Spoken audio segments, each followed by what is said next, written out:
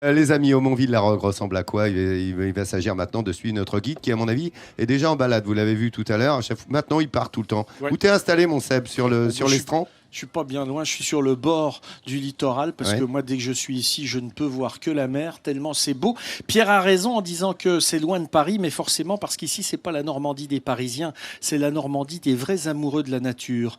C'est la Normandie loin de Deauville, c'est la Normandie pur jus, c'est vraiment un endroit tout à fait magique. C'est le livre de la Manche qui s'ouvre au chapitre Cotentin, au paragraphe presqu'île de La Hague. On est dans un des endroits les plus charmants de France. On est dans une nature verdoyante, à la fois derrière moi et à la fois dans la mer, parce que la nature a des tons céladons, la mer aussi.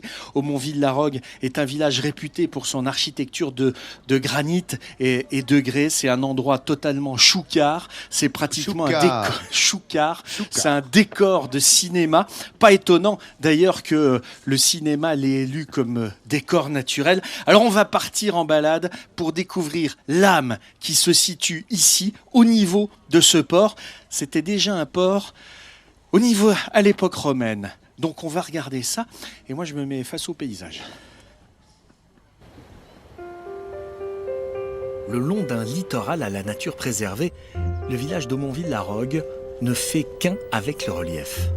Ces maisons en granit, ces toits en pierre de schiste font de ce village un petit bijou architectural où les époques médiévales et contemporaines s'entremêlent dans une harmonie parfaite.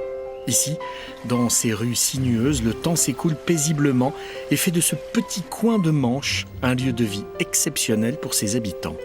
Je connais tous les recoins, toutes les maisons, partout.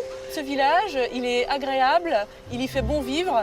Nous avons la mer, nous avons la campagne, donc voilà, c'est vraiment un super village. On arrive ici, on descend la côte, plus de réseau, plus rien, on est dans notre petit bled, on est chez nous, et on cherche pas vraiment plus loin qu'ici, quoi. Pas de réseau téléphonique, plus de considération terre à terre. Il ne reste plus qu'à embrasser du regard un élément incontournable, la mer.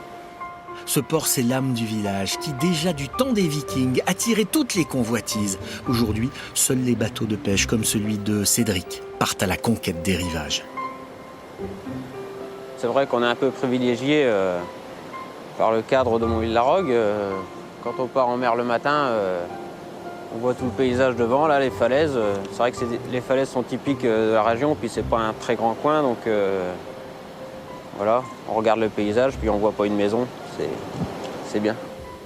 Son ami Alain est lui aussi un amoureux du village. Il connaît chaque rue et ce qu'il aime par-dessus tout, c'est admirer le bâti si particulier de son bourg. Le village est en effet construit sur de la roche volcanique siliceuse. Autrefois, les carrières étaient légion et ont permis son épanouissement. Dans le centre-ville, une bâtisse retient toujours l'attention d'Alain. C'est ce manoir, ancienne habitation seigneuriale. Ce qui est caractéristique également, ce sont les boules sur les cheminées du bâtiment. Et c'est le signe du seigneur du village, d'Aumonville-la-Rogue. Pour découvrir tous les trésors du bâti d'Aumonville-la-Rogue, il faut aussi lever les yeux. Ici, les toits sont en schiste, une pierre encore très prisée par les Normands et qui fait, depuis la nuit des temps, la richesse du petit bourg. Les toitures en schiste, elles étaient extraites de carrières qui étaient généralement ouvertes à proximité du village. Vu les moyens de locomotion de l'époque, elles étaient transportées par tombereaux avec des chevaux. Sur les hauteurs, le joyau du village. Construit le long d'une voie romaine, le manoir du Tourpe, ancienne place forte, a séduit les plus grands artistes. Roman Polanski est tombé fou amoureux du lieu et a décidé en 1978 d'y tourner l'un de ses films les plus célèbres, Tess. Roman Polanski est vraiment tombé amoureux à la fois du manoir du Tour et de la région de La Hague. Le tournage a duré beaucoup plus longtemps que ce qui était prévu. Il a beaucoup visité les alentours pour pouvoir tourner des scènes qui n'étaient pas forcément prévues au départ. Il garde un très bon souvenir d'ailleurs, puisque c'est vrai qu'on l'a contacté il n'y a pas très longtemps, il y a quelques années, on va dire, pour l'inviter à un vernissage. Et, il gardait encore un très bon souvenir du manoir et de la région de La Hague. Difficile de ne pas tomber amoureux de ce village de carte postale, de cette image du bout du monde. Des images magnifiques, vous l'avez compris, de ce bel endroit qu'est Aumonville-la-Rogue. Didier Decoing, notre grand témoin. Là, on a vu Aumonville, c'est merveilleux, mais on parlait tout à l'heure, Didier, vous l'évoquiez, du Cap de la Hague, qui est un endroit qui vous a touché lorsque vous étiez très jeune. Vous l'aimez, hein, cette région, fouettée par les vents. C'est un endroit où j'ai ma petite maison de pêcheur.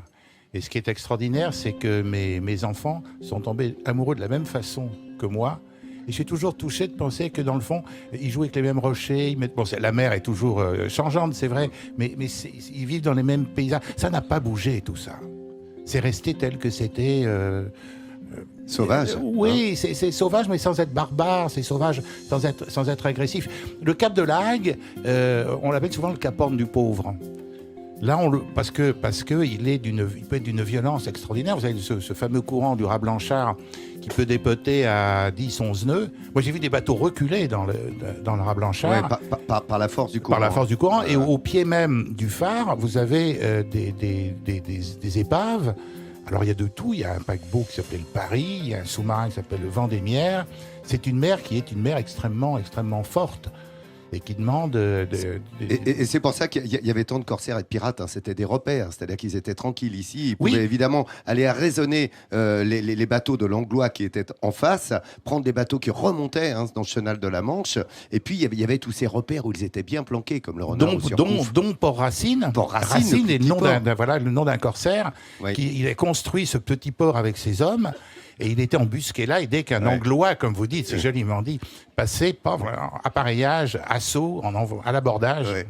Alors, Port-Racine, on y viendra cette semaine, évidemment. On aura un reportage sur Port-Racine pour le faire découvrir, ce plus petit port, hein, qui était un repère de corsaires. On a l'impression d'y être quand on est ici. J'ai l'impression que sur Couve-Vian, vous avez remarqué qu'on a mis des autres packs un petit peu partout sur ce plateau. Ça va bien et ça me permet de saluer également le talent de Didier Decoing, qui a fait un dictionnaire amoureux de la Bible, qui est une petite merveille et que je vous conseille dans cette belle série qui s'appelle Dictionnaire amoureux. On salue entre autres Étienne Kefelec et Bernard Pivot, qui en ont fait d'autres. En tous les cas, une série très intéressante.